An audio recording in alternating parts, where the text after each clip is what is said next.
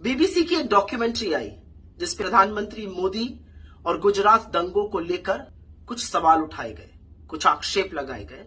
उस डॉक्यूमेंट्री को बैन कर दिया गया, लेकिन ठीक 29 दिन बाद चिरपरिचित स्क्रिप्ट के अंदाज में प्रधानमंत्री मोदी का सबसे प्रबल फ्रंटल इनकम टैक्स बीबीसी के दफ्तर आज इंडिया में पहुंच गया। कहते हैं रेड नहीं हुई, हमने सर्वे किया। आपने जो भी किया, आपने दुनिया को दिखा दिया कि आप वाकई में बौखलाए हुए हैं, घबराए हुए हैं, क्योंकि जो आपने किया है वो एक घबराया हुआ तानाशाही करता है। This is how people react when they panic. आपने इस देश के अधिकांश मीडिया को चरण चुंबक बनाने का काम किया है।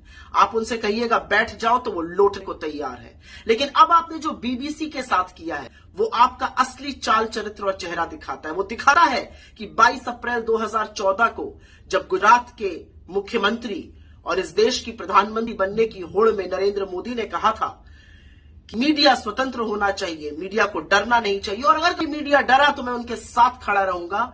आपके एक्शंस उसके बिल्कुल विपरीत हैं। आप मीडिया के ऊपर रेड कर रहे हैं, लेकिन कहां तक सवालों से बचिएगा? इस पूरे देश पर आप इनकम टैक्स की और ईडी की और सीबीआई की रेड करा दीजिएगा।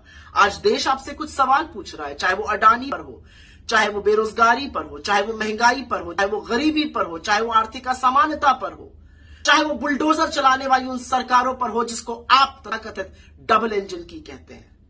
लेकिन आप पर अब मुझे तरस आने लगा है, क्योंकि आप एक बौखलाए हुए, घबराए हुए तानाशाह हैं। What you're doing, Mr. Modi, is what people do when they panic. I pity you. मुझे तरस आता है आप कि आपको बीबीसी के दफ्तर पर एक रेड और एक सर्च, जो भी आप कहना चाहिए, करानी पड़ी, क्योंकि सवालों से आप बौखला गए थे। लेकिन ये सवाल देश पूछ रहा है और जवाब तो आपको देना ही पड़ेगा।